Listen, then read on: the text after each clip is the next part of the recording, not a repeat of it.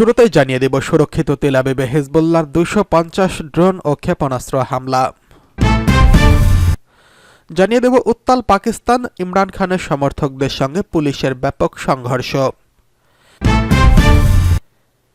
জানিয়ে দেব এবার পরমাণু ইস্যুতে 3 শক্তিশালী দেশের সঙ্গে বসেছে ইরান। সর্বশেষ জানিয়ে দেব গাজা জুড়ে ইসরায়েলি হামলায় নিহত আরও 35 ফিলিস্তিনি। সুরক্ষিত তেল আবিবে হিজবুল্লাহ 250 ড্রোন ও ক্ষেপণাস্ত্র হামলা।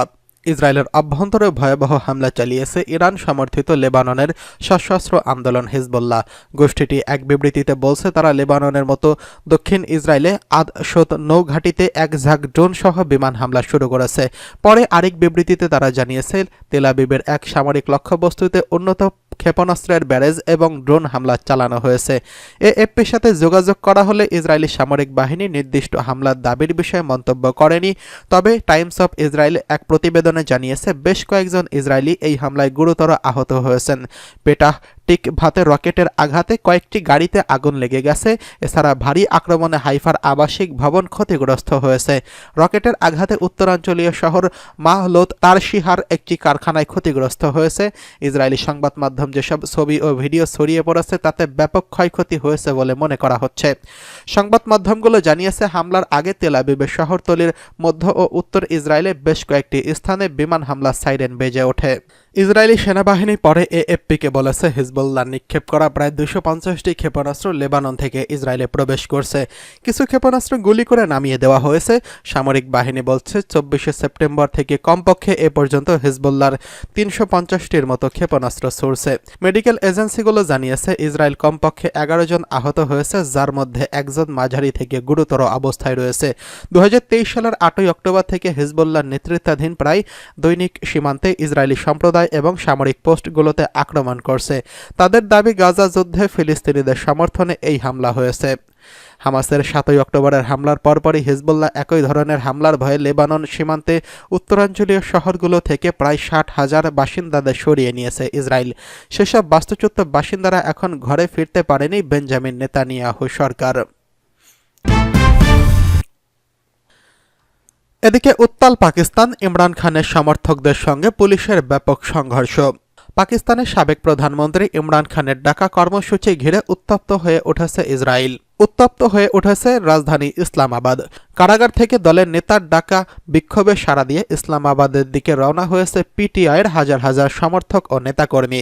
পিটিআই সমর্থকদের এই বহরকে আটকাতে নানা পদক্ষেপ নিয়েছে আইনশৃঙ্খলা রক্ষাকারী বাহিনী। ইসলামাবাদে আসতে থাকা এসব পিটিআই সমর্থকদের সঙ্গে পুলিশের ব্যাপক সংঘর্ষ হয়েছে। বিবিসির লাইভ খবরে বলা হয়েছে ডি চৌক এলাকায় অর্থাৎ রাজধানীর সম্মুখ মুখে ব্যারিকেড দেওয়া হয়েছে, মোতায়েন করা হয়েছে পুলিশ। স্থানীয় কর্তৃপক্ষ জানিয়েছে বিক্ষোভকারীরা পুলিশের দিকে পাথর নিক্ষেপ করেছে, যার ফলে 14 জন কর্মকর্তাকে হাসপাতালে ভর্তি করা হয়েছে। এদিকে পিটিআই কর্মীরা দাবি করছেন পুলিশ জনতাকে লক্ষ্য করে টিয়ার গ্যাসের শেল ছুড়ছে এবং লাঠিচার্জ করছে। স্থানীয় কর্তৃপক্ষের মতে সোমবার সকালে ইসলামাবাদ জুড়ে কয়েক ডজন বিক্ষোভকারীদের গ্রেফতার করা হয়েছে। ডি চকে পিটিআইয়ের বেশ কয়েকজন নেতাকর্মী গ্রেফতার হয়েছেন। পাকিস্তানি সংবাদ মাধ্যম জিও নিউজ এজেন্সি জানিয়েছে ইসলামাবাদে 2 মাসের জন্য 144 ধারা জারি করা হয়েছে, অর্থাৎ সেখানে 5 বা তারও অধিক মানুষের সমাবেশ নিষিদ্ধ। এই নিষেধাজ্ঞা অমান্য করেই খাইবার পাখতুনখোয়া, পাঞ্জাব এবং অন্যান্য প্রদেশ থেকে পিটিআই সমর্থকরা রাজধানীর দিকে মিছিল নিয়ে এগিয়ে যাচ্ছে। পাকিস্তানি সংবাদ মাধ্যম দ্য ডানের খবরে বলা হয়েছে সরকারি কর্মকর্তারা পিটিআইয়ের এই কর্মসূচিকে সুনিশ্চিত ষড়যন্ত্র বলে অভিহিত করেছেন, কারণ বিক্ষোভের দিনটি আরেকটি বিদেশি বিশিষ্ট ব্যক্তির সফরের সঙ্গে মিলে যায়। বেলারুশের প্রেসিডেন্ট আলেকজান্ডার লুকাশেঙ্কোর সফর এই দিনে। বেলারুশের প্রেসিডেন্ট আজ ইসলামাবাদে আসছেন। বেলারুশের একটি অগ্রিম প্রতিনিধি দল রবিবার ইসলামাবাদে পৌঁছেছেন। পাকিস্তানের স্বরাষ্ট্রমন্ত্রী মহসিন নাকভি রবিবার এই ঘোষণায় বলেছেন আজ রাজধানীর প্রবেশ চেষ্টাকারী সব বিক্ষোভকারীদের হেফাজতে নেওয়া হবে। ইসলামাবাদের লকডাউন ঘোষণা করছেন তিনি। স্বরাষ্ট্রমন্ত্রী জানিয়েছেন ইসলামাবাদের রেড জোন বন্ধ রাখা হয়েছে, যেখানে প্রধান প্রধান সরকারি ভবন রয়েছে। কূটনৈতিক এলাকা সুরক্ষিত করা হয়েছে। এদিকে পরমাণু ইস্যুতে এবার ৩ শক্তিশালী দেশের সঙ্গে বসেছে ইরান। আন্তর্জাতিক পরমাণু শক্তি সংস্থার বিধিনিষেধ উপেক্ষা করে ইরান তাদের পরমাণু কার্যকর জোরদার করছে, এমন অভিযোগ এনে সংস্থাটির ৩৫টি দেশের গভর্নর বোর্ড ইরানের বিরুদ্ধে বৃহস্পতিবার জাতিসংঘের একটি নিন্দা প্রস্তাব গ্রহণ করেছেন, যার নেতৃত্বে ছিল ইউরোপের তিনটি দেশ ফ্রান্স, জার্মানি ও যুক্তরাষ্ট্র। এই ৩ দেশের সঙ্গেই বৈঠকে বসতে চেয়েছে ইরান। সোমবার ইরানের পররাষ্ট্র মন্ত্রণালয়ের মুখপাত্র ইসমাইল বাঘাই জানিয়েছেন, শুক্রবার ইরান, ফ্রান্স, জার্মানি এবং যুক্তরাজ্যের উপপররাষ্ট্রমন্ত্রীদের সঙ্গে বৈঠক অনুষ্ঠিত হবে। যদিও কোথাও এই বৈঠক অনুষ্ঠিত হবে সেটা পরিষ্কার করে জানানো হয়নি।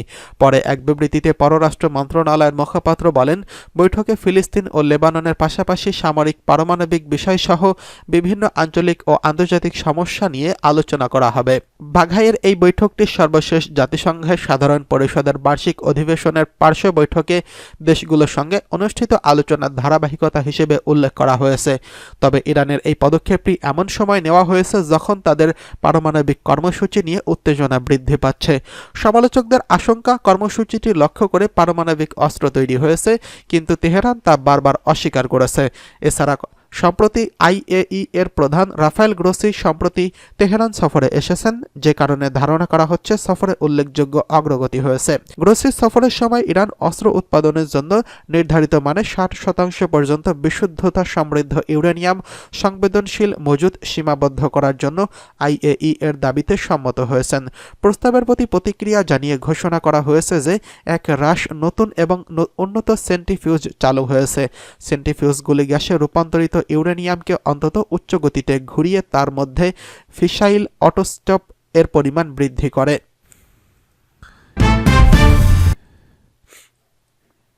এদিকে গাজা জুড়ে ইসরায়েলি হামলায় নিহত আরও ৩৫ ফিলিস্তিনি। ফিলিস্তিনের অবরুদ্ধ গাজা ভূখণ্ডে ইসরায়েলি বর্বর হামলায় কমপক্ষে আরও ৩৫ ফিলিস্তিনি নিহত হয়েছেন। এতে করে উপত্যকাটিতে নিহতের মোট সংখ্যা ৪৪,০০০ ছাড়িয়ে গেছে। এছাড়া গত বছরের অক্টোবর থেকে চলা এই হামলায় আহত হয়েছে আরও লক্ষাধিক ফিলিস্তিনি। রোববার এক প্রতিবেদনে এই তথ্য জানিয়েছে বার্তা সংস্থা আনাদোলু। প্রতিবেদনে বলা হয়েছে, গাজা উপত্যকায় ইসরায়েলের চলমান হামলায় কমপক্ষে ৩৫ জন ফিলিস্তিনি নিহত হয়েছেন। এতে করে গত বছরের অক্টোবর থেকে এই পর্যন্ত মোট মৃতের সংখ্যা বেড়ে ৪৪,২২১ জনে পৌঁছেছে বলে রোববার এই অবরুদ্ধ ভূখণ্ডের স্বাস্থ্য মন্ত্রণালয় জানিয়েছেন। মন্ত্রণালয় এক বিবৃতিতে জানিয়েছে, নিরলস এই হামলায় আরও অন্তত ১,০৪,৫৬৭ জন ব্যক্তি আহত হয়েছেন। মন্ত্রণালয় বলছে, গত ২৪ ঘণ্টায় ইসরায়েলি বাহিনীর অব্যাহত আগ্রাসনে ৩৫ জন নিহত হয়েছেন এবং ৯৪ জন আহত হয়েছেন। অনেক মানুষ এখনও ধ্বংসস্তূপের নিচে এবং রাস্তায় আটকা পড়ে আছেন, কারণ উদ্ধারকারীরা তাদের কাছে পৌঁছতে পারছেন না। এদিকে গাজা জুড়ে ইসরায়েলি হামলায় নিহত আরও ৩৫ ফিলিস্তিনি। ফিলিস্তিনের অবরুদ্ধ গাজা ভূখণ্ডে ইসরায়েলি বর্বর হামলায় কমপক্ষে আরও ৩৫ ফিলিস্তিনি নিহত হয়েছেন। এতে করে উপত্যকাটিতে নিহতের মোট সংখ্যা ৪৪,০০০ ছাড়িয়ে গেছে। এছাড়া গত বছরের অক্টোবর